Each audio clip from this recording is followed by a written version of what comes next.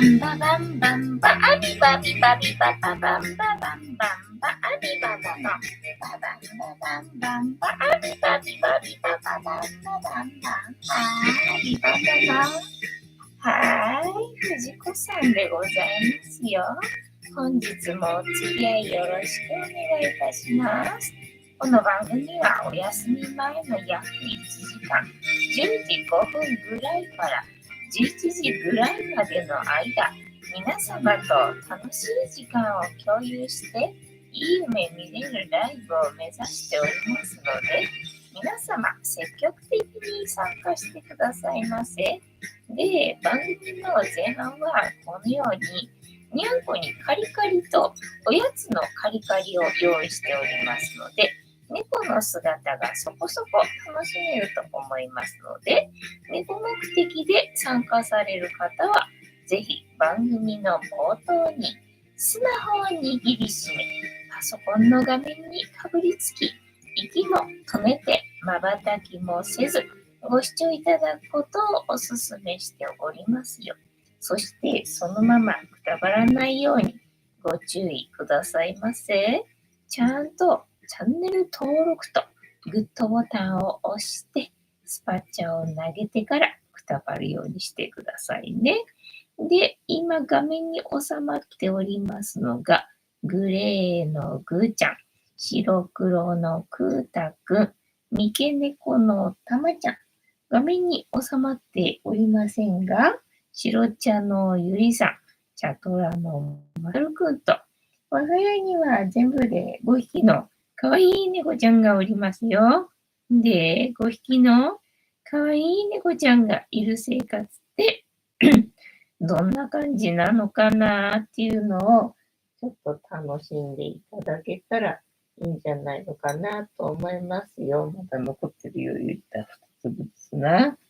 で、猫のことをもうちょっと詳しく知りたいよと思われる方は、概要欄のところに猫紹介してありますので、そちらを読んでいただけたらいいんじゃないのかなと思いますよ。で、同じく概要欄のところに Amazon のウィッシュリストのリンクが貼ってありますので、そちらからシーバをポチッとご購入いただければ、我が家に届く便利なシステムとなっておりますので、にゃんこにシーバあげようかなと思われる方は、そんな便利なシステムをご利用いただくことをお勧めしております。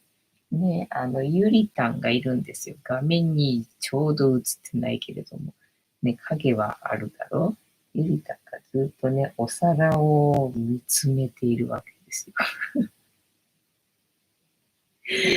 ねえ、ぐーちゃんにさらわれちゃったじゃないか、見つめてる間にな。なんかやっぱりちょっと涼しくなると猫たちは食欲が増すんだな。手間にペロッと食べましたね。今日もちょいちょいあげてたけどな。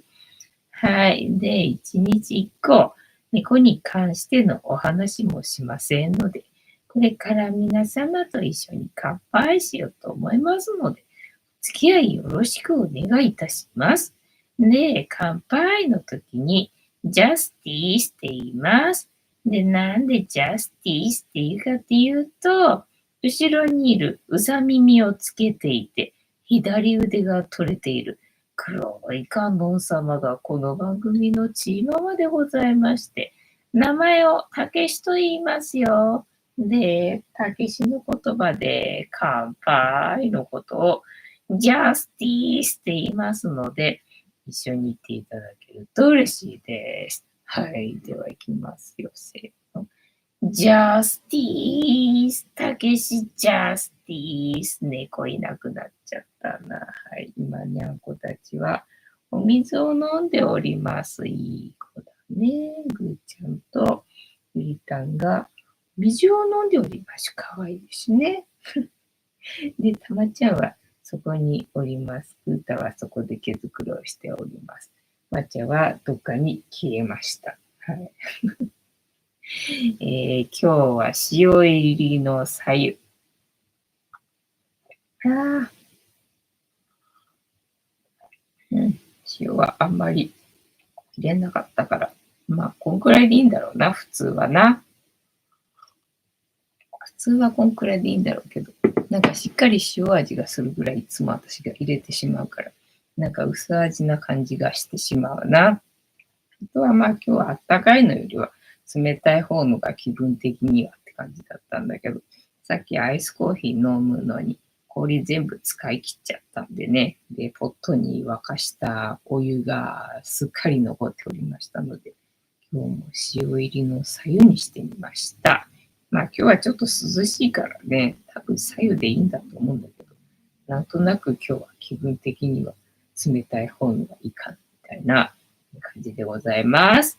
ヨッシーさん、ジャスティス。セントレアの続きが気になります。ありがとうございます。今日ようやく編集が終わった。もうどんだけかかったのっていう感じね。はい。カリタさん、ジャスティス、こんばんは。ボーソは本日もお付き合いよろしくお願いいたします。にゃんこ、やっぱり涼しいからくっついてるのかな。たまちゃんとぐーちゃんが今くっついてそこにおりますっていう感じかな。かわいらしいね。ゆりたんね。はい、元気でしゅか？ゆりたんは元気でしょね。はい。で、今日はなんだっけ、日曜日か。今日は日曜日で何したんだったっけな。なんか今日ね、朝起きたら風邪かなっていう感じ。なんかだるいっていうか、なんか頭痛いっていうか、頭痛いっていうか、頭痛かった。頭痛かったんだよね。で、あれこれはもしかして風邪っぽい感じみたいな。そうだよなと思って、ね、かたくなに薄着で寝てっからさ、にゃんこにおしっこされっからと思ってさ、かたくなに薄着で寝てっから、まあそういうこともあるかと思ったんだけど、てか昨日さ、夜中っていうかまあ朝っていうか、なんだろう、その寝てる間、なんかね、このこたつ仕様の中に蚊が潜んでたのかなんだか知んないけどさ、なんか夜中に足を蚊に刺されまくって、なんかちょっと最初はかゆいなっていうので目が覚めたんだけど、いや、なんかどんどんどんどんあっちもこっちも痒くなるし、尋常じゃない痒さっていうの？なんかね、寝てるから寝ぼけてるからさ、そのままなんだ、ね、なんだ、ほかっとけば、ね、済んじゃうもんかなって思ったんだけど、いやもう全然ね、我慢しきれないっていうか、一回起きて、ボリボリボリって書いてボリボリ書いて、ボリボリ書いたんだけど、その後もどんどんどんどんその痒くなるところが増えるんで、これはおかしいなと思って、絶対蚊がいるよねっていう感じだったんだよね。で、まあやっぱりほら書いてるところもさ、ちょっと膨れてるっていうの？だからこれ蚊だよなと思って、でもなんでこんなさ、夜中にさ、だいたいほら、蚊がいる時って、なんか電気消して横になると途端に耳元でプーンとか言ってさ、あ、うぜえな、みたいなね、蚊がいるじゃねえかっていう感じで。で、一回電気つけて、ね、とっちめないと寝れんやないかい、みたいなさ、ことになるじゃんか。もうそういうの全然なくって、夜中ね、まあ多分3時ぐらいじゃないかと思われるんだけど、もう本当に、睡眠中のど真ん中に、ね、蚊に刺されまくって、起きるっていう。もう敵は猫だけじゃねえのかよと思ってさ、ね、にゃんこは、一緒にくっついて寝てくれてるところは、まあ可愛いんだけど、ゆりたも意外とね、私の上には乗っかってんだけど、全然おしっこをね、する、様子もなく寝てる時もあるんでさ、そういう時はまあ可愛らしいんで、そのままな、寝かしとくんだけど、ただやっぱりね、突然起きたなと思うと、その瞬間にシャーってやられるんで、結局やられるんだけどね、ああ、もう、みたいなね。なので、絶対夜中に1回、2回は起きるんだけど、まあ2回以上かな。2回、3回は起きるかなっていう感じなんだけど、もう昨日は蚊にやられてさ、で、今日もかな。今日も、だから今日もなんかさ、天気が、なんか予報だと晴れっぽい感じだったんだけど、だからね、で、ずっと雨だからさ、今日は洗濯祭りかなと思いきやさ、全然晴れる様子ないっていうかさ、いかにも雨降りそうな感じだったじゃんか。でもまあ、雨雲レーダー見ると、今日はなんかね、雨は降らないみたいだから、なんか空を見ると今にも降ってきそうな感じなのに、でもまあね、雨雲レーダーでは降る予測がないから、じゃあまあっていうのでね、外出たり、時々ね、買い物とかで外出たりして、まあ降られなかったからね、まあ良かったっちゃ良かったけどさ、なんかすっかり晴れないっていうのしっかり晴れないから、なんかで、ほら、昨日の夜中だったっけめちゃくちゃ雨降ってたのって。ねえ、なんか湿気がすごくってさ、で、晴れないもんだからさ、なんかずっとね、なんかずっとなんかもやっとしてるっていう感じなんだよな、家の中がさ。いいね、うちさん。私なら、レープマットオンですね。蚊取り線香、開かないのですか？ああ、蚊取り線香、そういえば前あったな。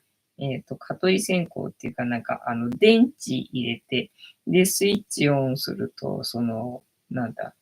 蚊取り線香的な、なんだ、機能を果たすやつ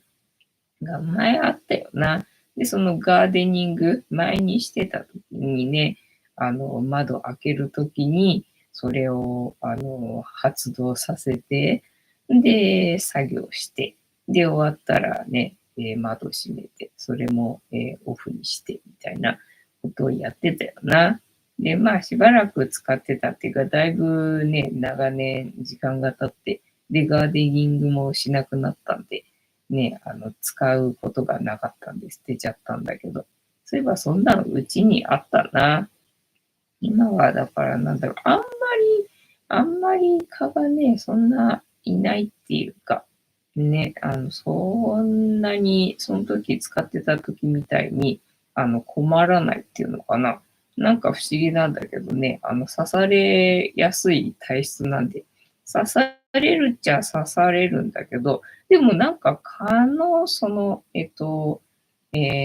ー個体数っていうか、なんか蚊があんまりいないっていうのそういえばスズメもさ、いないらしいじゃんか。確かにそうだなと思って、なんかうちの周りでまあ鳥をね、見ることもあるけど、なんか前ほど頻繁じゃないなって思ってさ。前はだから鳥の種類が、まあわかるところでは、スズメ、ハト、カラス。で、他に、なんだろうな、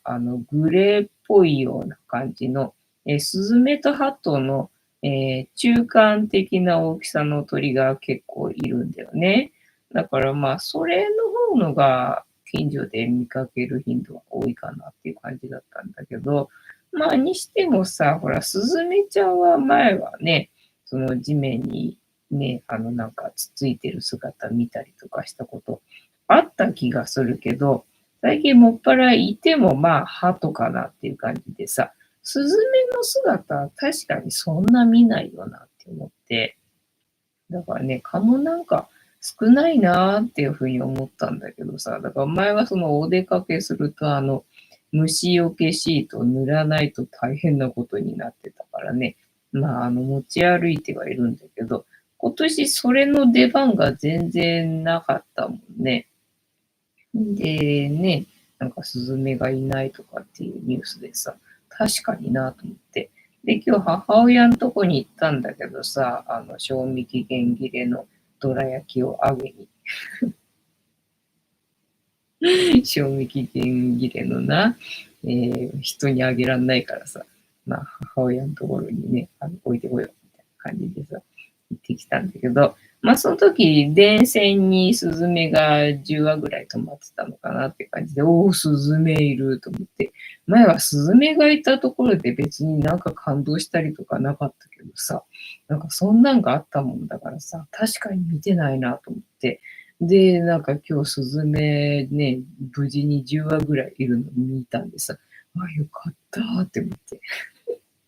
スズメの姿に感動してるよと思ってさ、いや、もうそんな時代が来たかと思ってね、ちょっと悲しくなるよな。ヨッシーさん、セントレアに宿泊して、猫の様子は帰ってきてからの猫との様子は撮らなかったもんね。猫の様子はね、どうだったかね、忘れちゃったけどね。忘れちゃったけどね。ただほら、猫って犬と違うからね。尻尾振って待ってるわけじゃないんだよね、飼い主のことをね。で、まあね、誰か来たみたいな感じで、誰みたいな。そんな感じで、そろっとね、まあ出てくるか。で、大概クータはね、待ってくれんだよな。犬みたいにさ。犬みたいに待っててくれるんだけどさ。だからなんかね、猫がいるっぽいぞ、待ってるっぽいぞ、多分クーターだろうなと思ってつけると、まあクーターとかね。で、あとはゆりたんがいてくれたりすることがあるかな、出てきてくれたりするかなって感じね。で、まあ大概マチャは隠れちゃって忘れちゃってんのかなみたいな感じかなっていうのがね、だいたい最近の、パターンだと思いますよ。外出から帰ってきた時の猫の様子はな。ヨッシーさん、確かにスズメいませんね。ね、なんかね、昔はスズメなんてそこら中にいくらでもいたと思うんだけど、今全然見ないよね。鳩はよく公園にいますけど、そうそうそう、鳩は見かけるよね、相変わらずね。だから、なんだ、スズメよりも鳩の方が見るなっていうふうに思って、ね、よく、うちのさ、なんだ、見える屋根のさ、とんがってるところの、先端のところにさ、鳩がさ、あの、俺が来たから大丈夫だ、みたいな感じでさ、鳩が一匹佇んでるんでさ、大概な雨の日になると、なんかやってきて、そこに佇んで、俺がいるから大丈夫だ、みたいになってくからさ、なんかその姿は見んだけど、スズメが全然いなくてね、で、下の地面のところもさ、よく鳩がね、水たまりで水浴びしてたりとかさ、するけどさ、ね、スズメいないんだよね。で、そのスズメいなくなった理由は、なんか 5G になって一気にスズメの数が減ったらしいんだよね。いや、そうなんだと思って。だからあれかね、体の大きさなのかね。あとは大きいから、まあ、大丈夫だけど、スズメにはちょっとてきめんだったよみたいな、そんなことになっちゃってるのね。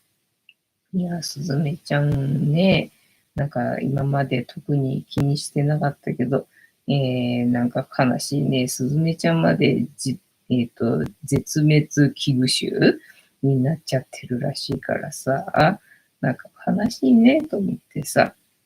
そうで、今日その母親の家に行く途中に、彼岸花がね、咲いてて、そうだった、そうだった、彼岸花の季節だったよね、と思って。で、大概なんかもうさ、すっかり枯れちゃってっか、まだちょっと早すぎるかみたいな時でさ、ちょうど満開の時期に彼岸花見かけることはあんまりなかったんだけど、ね、昨日、今日と、昨日だったっけいつだったっけな、郵便ポストに行った時。郵便ポストに行った帰りにさ、だから普段行かないところに行ったわけよね。で、そこのマンションで、あの、彼岸花を植えてるっぽくてさ、で、今年はそれが満開になってたわけよ。で、今年は植えたんだと思って、前にそこでやっぱりね、彼岸花が満開になってるのを見て、で、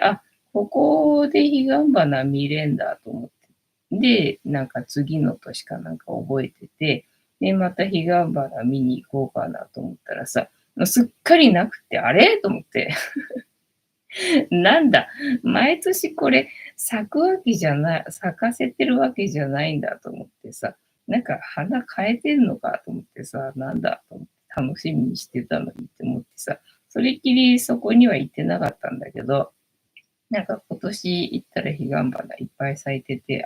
なんだ、今年は植えてたのかと思って。で、ちょうど満開でね、だからまあ、ここを通勤通学で通る人はね、毎日これ楽しめていいよね、なんて思ったんだけど、なんかね、今日はその母親の家に行く途中にも、やっぱり彼岸花ね、植えてるところがあって、それがまあ結構、まあ満開というか、日当たりがいいところと、なんかちょっと日陰っていうのかな、そこまで日当たりがね、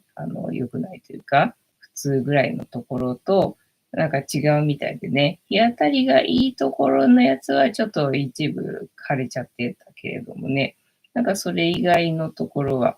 なんか今ちょうど綺麗にね、満開に咲いてるなっていう感じだったね。C さん、確かにスズメいませんね。鳩はよく公園にいますけどな。じゃあタロットカードタイムにするか、今日は。今日はタロットカードタイムにする、久々に。あとは何の話があったかな。今日は母親のところに行って、相変わらず韓国ドラマ見てたよね。韓国ドラマだったっけ？韓国ドラマを見てたよね。で、前はなんか、歴史ものかなんかっぽいのを見てたんで、まあね、結構面白いみたいでさ、その嫁やってた時の姑もさ、ハマって見てたわけよね。なのでまあ多分、韓国ドラマのその歴史系のやつって面白いんだろうなと思って、だからまあうちの母親も見てるのかなと思ってたんだけど、今日はなんか別に普通に、なんだろう、恋愛ドラマかなみたいな感じの見てたな。相変わらず見てるなと思ってね。なんか普通のを見てんだなっていう感じだったかな。C さん、彼岸花、今が満開だそうですね。ちょうど全部が綺麗に満開に咲いてる状態だったな。来週、巾着田に行こうかと思ってます。そうなんだね。ね、だから早めに行った方がいいかもしれないよね。今ちょうど満開で。で、急にね、気温も下がってきたっていうか、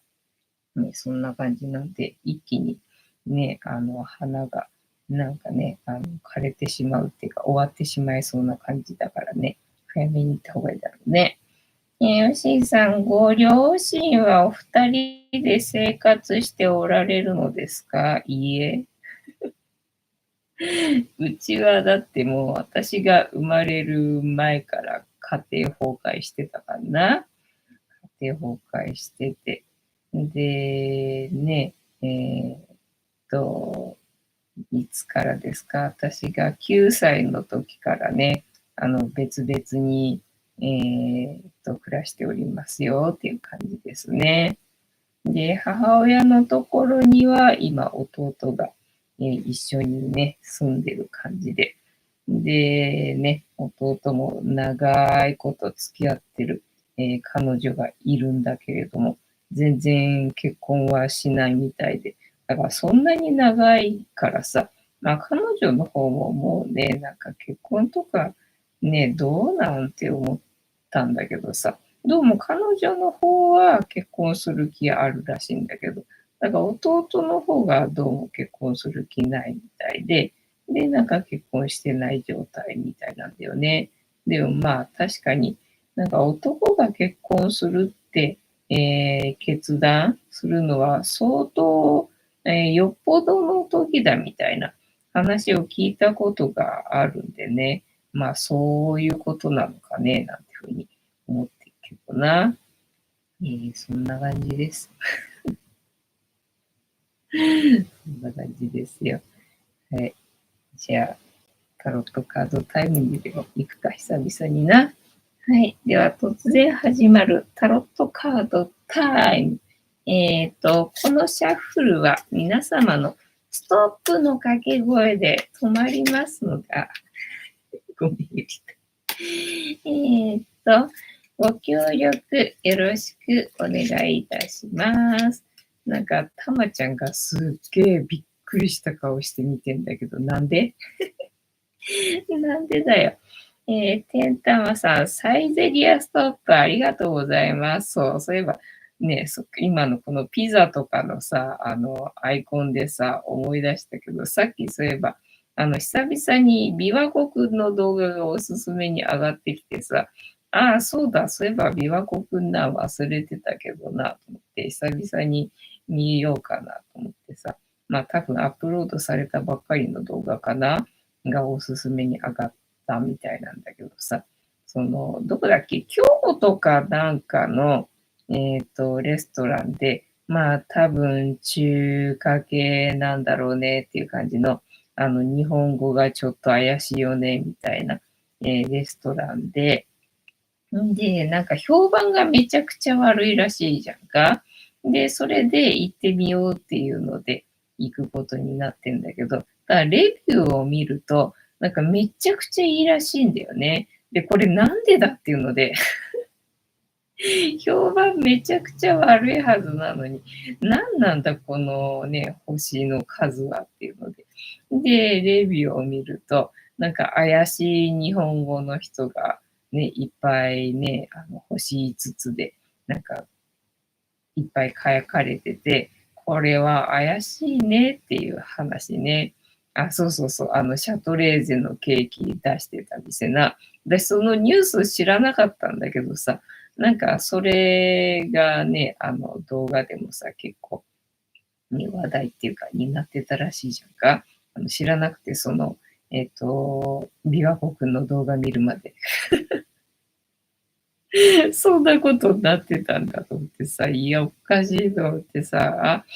ねえ、で、ハニートーストを注文したんだよね。でも、ハニートーストかと思ってね、どんなんが出てくるんでしょうかって言ったら、もうほんと期待を裏切らないっていうかさ、あれメニュー詐欺すぎてさ、これ何大丈夫なのっていう感じのな。で、店員さんも、なんか外国人なんだけどみたいなこと言ってたけどさ、あの動画を見る限りは、なんだろう、感覚的にね、ほら、高いと思ってるらしいっていう様子からね、伺うと、あれ、日本人なんじゃないのって思うんだけど、ね、ただまあ外国人らしいからそうなんだと思って、外国人でも高いと思うんだ。外国人でも高いと思うほどってことはどんだけっていう感じのお店だったよな。よくずっと続けてられるよね。それすごいよね。汗だくなのでビールを一杯。カニタさんこんばんは。シャトレーズのケーキね。見ました。そうそうそう。すげえ、すげえハニートースト。マジか。これは確かにぼったくりだよね。これは噂通りじゃんかっていうさ。ねえ、もうひどすぎる。これ1680円だったっけか払いたくないもんねっていう感じのもん出てきたよな。びっくりして。カニタンさん見ましたね。これだったらいくらなんでも私が出すハニートーストの方が多分美味しいんじゃないかと思われる感じだったよな。よしーさん、てんたまさん、こんばんは。琵琶湖のシャトレーゼのケーキを1580円で出してましたね。そうそうそう、あれひどい。ひどいよな。竹焼さんね、なんか見たことあるとは思うけど、そのシャトレーゼの件は全然知らなくてさ、あ、そうなんだって思って。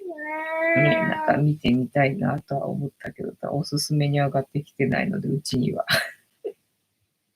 うちのおすすめには上がってきてないので、全然知らなかったんだけどな。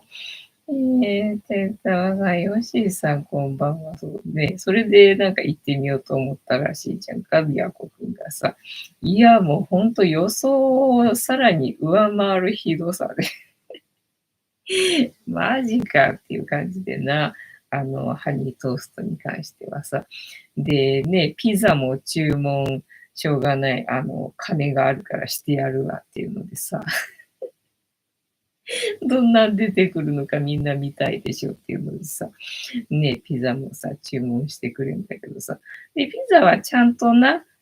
手を加えてるっていうかさ、冷凍のピザなんだけど、ちゃんとトマトをちょこっと乗せてね、で、チーズをなんだ、マシマシっていうかね、チーズもかけて、で、焼いてくれてて、ただまあ食べるとなんか冷凍らしいじゃんか。ただ最近私、冷凍のピザ見てなかったから、あれが冷凍のピザっていうのは見た目ですぐわかんなかったんだよね。あ、そうなんだ、これ冷凍のピザなんだと思って。ねえ、だから最近の冷凍のピザは随分美味しそうな感じになってんだね。知らんかったけど、みたいな感じだよね。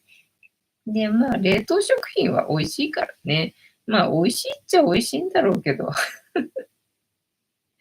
美味しいっちゃ美味しいんだろうけど、ただこれだけに1600に何十円だったっけとかだったじゃんか、消費税入れてさ。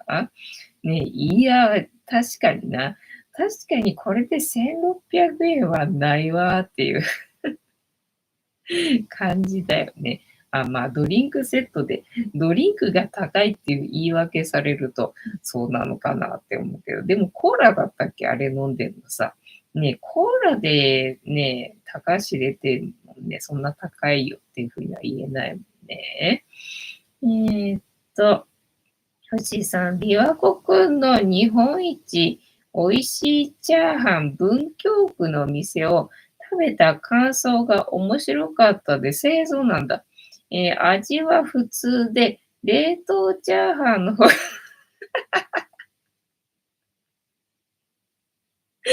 美味しいというとのこと。あね、だから冷凍ってさ、美味しくできてんじゃん。ね、だからまあ冷凍食品だったら美味しいと思うんで、なんかまずい店ばっかり行ってたから、なんか冷凍だから美味しいって言ってたのがさ、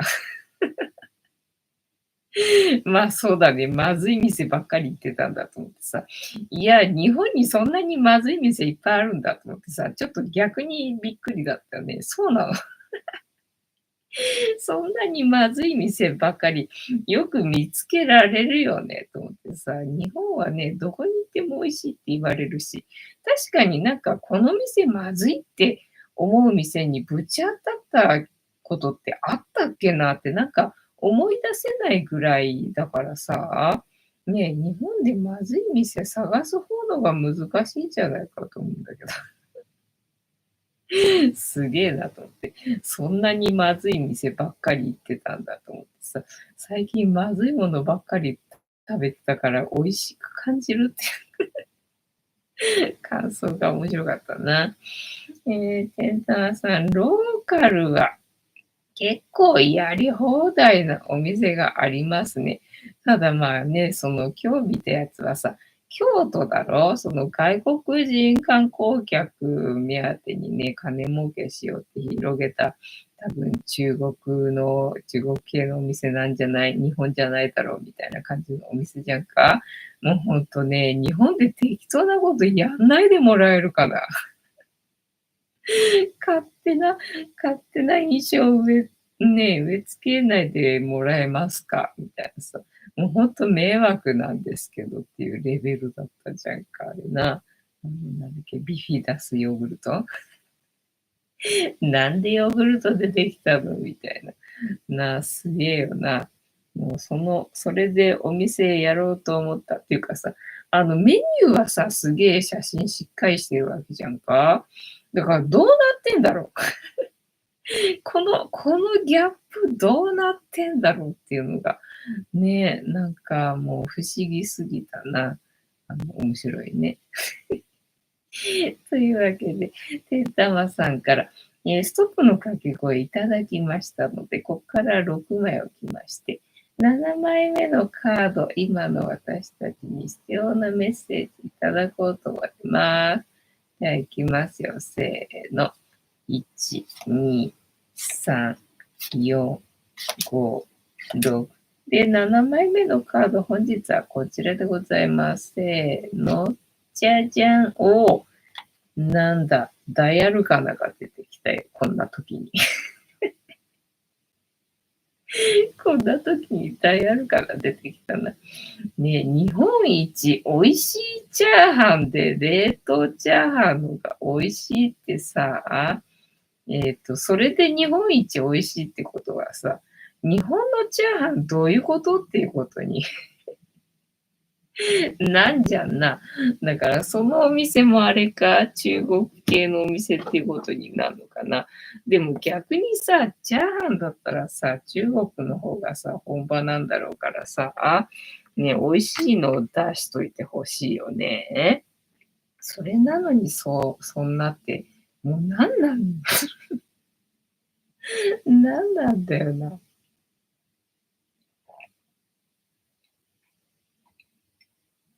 ねえ、スマホはどれだ。こっちか。はい。えーっと、天玉さん、知ってる範囲、四国はまだ安全地帯ですね。四国はさ、美味しいものさ、いっぱいあるイメージだけどさ、そこ狙われたらもうやばいよね。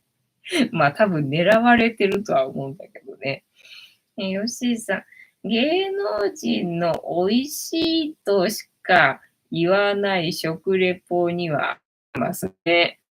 あれは誰のために美味しいと言ってるのかというと、自分のためなんです。そうそうそう。ね。だから自分のイメージを下げないために言ってるわけよ。だから私が正直な感想を言うと、まあね、アンチコメントがすごいこと。すごいけどさ、ね、そんなんね、見て何が楽しいのっていうかさ、だったらテレビ見てりゃいいじゃん。あんた YouTube 見てる必要なくねみたいな、私の、個人の感想でございます。なんだっけ、賢者だったな。賢者だけ入れたところで出てこないな。賢者タイム。賢者タイムになっちゃって。はい。賢者タロットでお願いします。やばい。これ、あれだ。長いところ。こっちにしよう。久々だからな。はい。タロットカード、忍者。賢者なかった。賢者じゃねえや。忍者だった。忍者。今日正位置だな。意味。忍者は自らの内面と真摯に向き合うことを表すカード。書かれている老人が一人寂しく佇んでいるのは、一面が氷となった荒れた大地。そうなのか。老人は世間から離れたところに身を置き、自分自身を深く探求しようとしています。一つ前の力ではライオンのような野生的な本能をコントロールする、根気強さが書かれました。ここではさらに深く自分自身や物事を掘り下げて真偽をつかもうとするのです。また、9にナンバーを持つタロットである忍者のカードは、慈悲深さや、癒しに関するエネルギーも秘めています。はい。忍者に書かれたシンボルの解釈、ランタン。右手で持つのは信念の証、インスピレーション。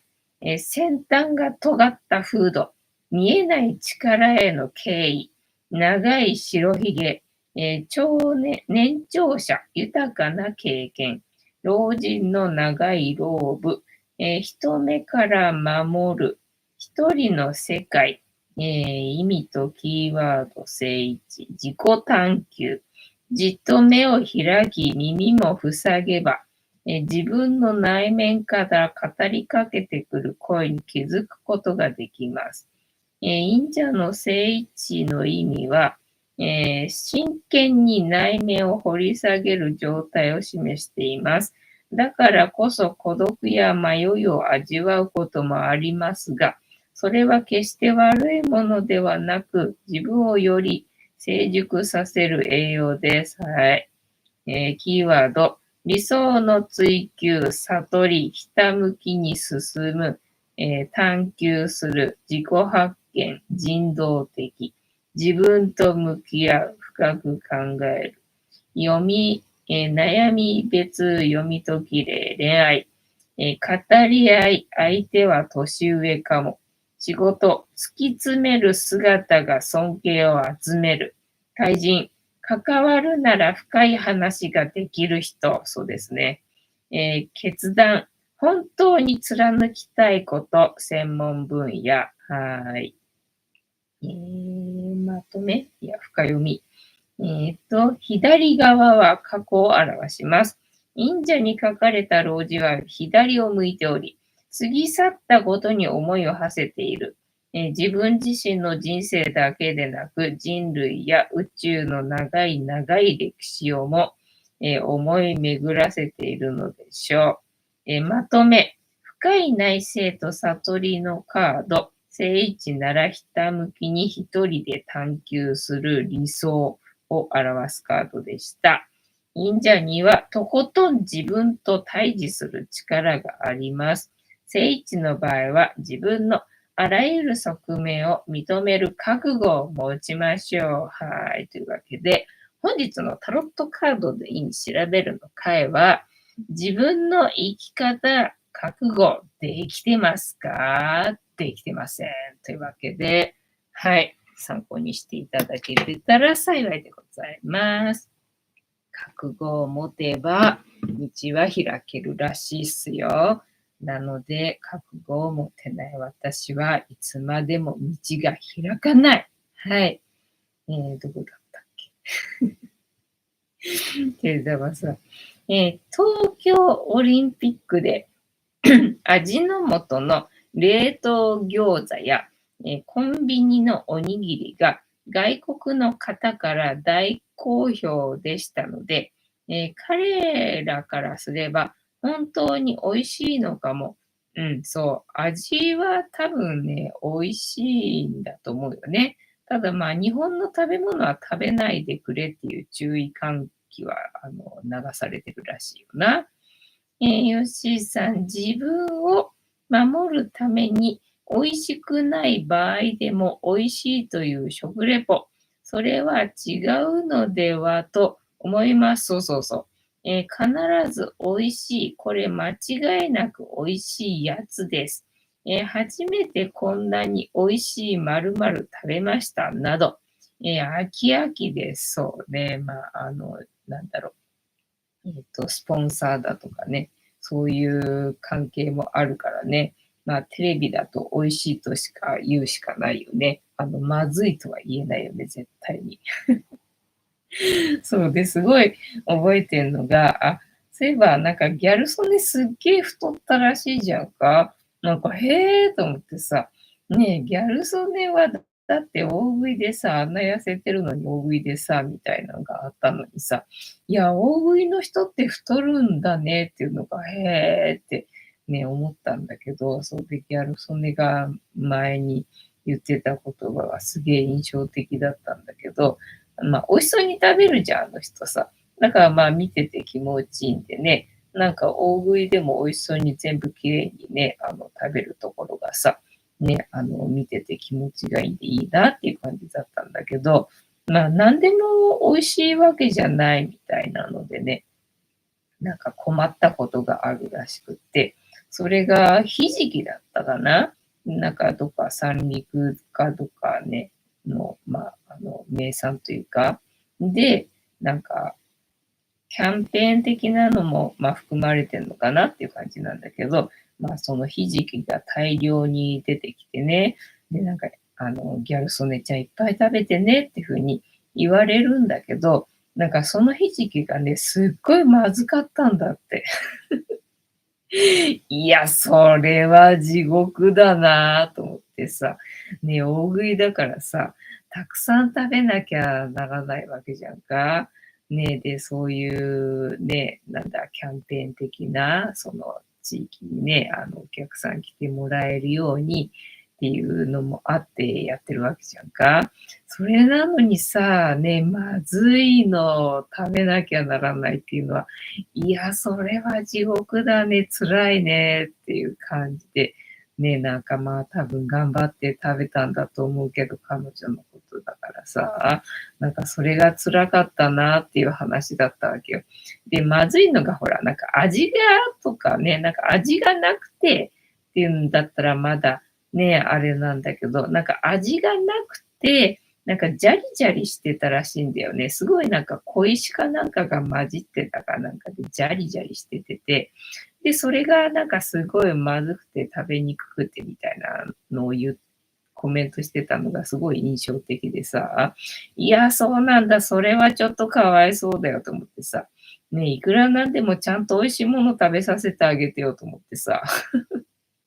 そんなね、その辺で取ってきたひじきそのまま食わすみたいなことさ、それはさすがにちょっと、ねえっていうね、なんかそんなようなもの食べたっぽいね、コメントだったんでさ、いや、それはちょっとかわいそうだななんて思って、ね、そんな思いもね、したにもかかわらず、今またね、今度は体重が増えてみたいなことになってるみたいだからさ、いや、そうなのかと思って、大食いの人でもね、太るんだねっていうのがちょっとね、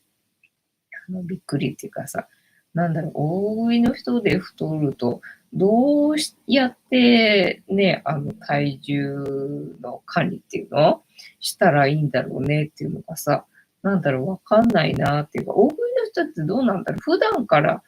やっぱり食べるのかね。普段の食事から大量に食べるのか、ああいう勝負の時はすげえ大量に食べられちゃうだけで、普通はそんなに食べないもんなのか、なんかわかんないなって思うんだよね。で、まあ私の知り合いというか、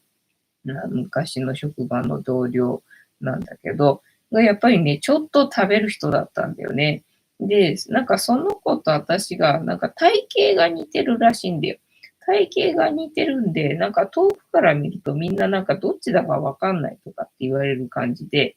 で、その人もね、すごい、ガリガリに痩せてるっていうのかな。そんな感じの体型だったわけよね。で、まあ、その人と見分けがつかないって言われる私も、だからおそらくガリガリに見えるような体型だったんだろうとは思うんだけどさ。まあ、お互いにちょっと食べる人だったんだよ。ちょっと食べる人だったんだよね。で、私は自分がそんな食べる人だなんて、気づいてない時期だよね。だからまあ普通に一人前出してもらえれば満足なんで、そんな別に大盛りとかにしなくてもいいんですけどっていう感じで食事してたんだけれども、なんかその子は私がちょっと食べる人だっていうのを見抜いてて、で、なんかね、私と一緒に食事すると、気兼ねなく食事できるから楽だみたいな感覚が、なんかあったっぽくって、で、よく一緒にね、食事しようつっ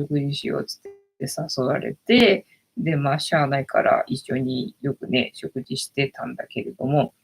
で、その子が注文するわけよ。私の自由はみたいなね、感じなんだけどさ、その子がもうね、メニュー決めて注文してくれんだけどさ、もういつも大盛りでっていうね、頼むわけ。で、その子は別にいいよ、食べるからね、大盛りでね。私の分も大盛りなわけ。だからいいよ、別に大盛りにしなくてもって思うんだけど、で、大概多分そういう時って他の人の場合は食べれないから、残すと思うんだよね。残すと思うんだけど、私それだから全部食べちゃうわけよね。食べちゃうから、だから多分ね、食べれるなっていうので、いつも大盛りにされちゃうんだと思うんだけどさ。いつも大盛りで、いつも平らげるから、いつもお腹いっぱいでさ、っていう感じだったんだけど、で、だからさ、そんな感じでさ、その子もね、だいぶ食べるんだよね。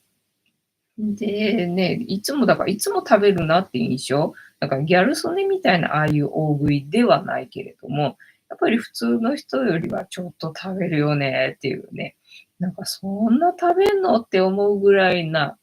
感じ食べるんで。いつもそんな感じなんで。で、その子がね、結婚して子供を産んでさ、で、その子供もね、なんかやっぱり食べるらしいんだよね。で、なんかね、やっぱりね、子供も食べるんだよね、なんていう風に言ってて、で、一緒に食べてる様子を見てるとさ、確かにそうなんだよね。お子様ランチ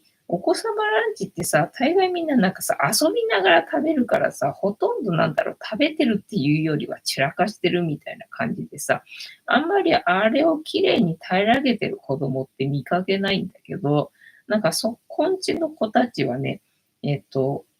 まだ1歳とかだったかな。ね、1歳と2歳とかそんくらいじゃなかったみたいな感じなんだけど、お子様ランチをさ、綺麗に平らげるわけよね。なんか子供の割には随分綺麗に食べるなっていうか、平らげてるしね、みたい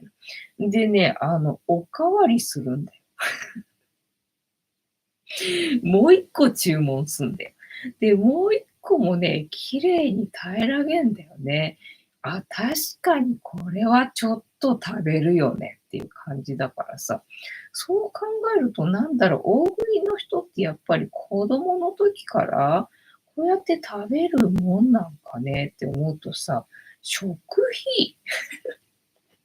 食費どうなってんの、この人たちと思ってさ。なんかね、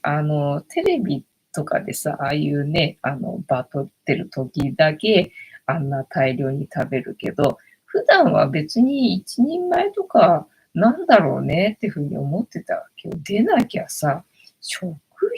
費ね、半端ないじゃん。普通の家庭じゃ無理だよねって思ったんだけど、いや、やっぱり食べんのかなと思ってな。なんか不思議なんで、大食いの人たちの生活ってさ。てんたまさん。お子さんも結構な食欲らしいですね。なんかその子の家の子のことを考えると、やっぱりそうなんだね。てんたまさん、大盛りにしないと損という意識が働くの。あ、確かにそうかもしれない。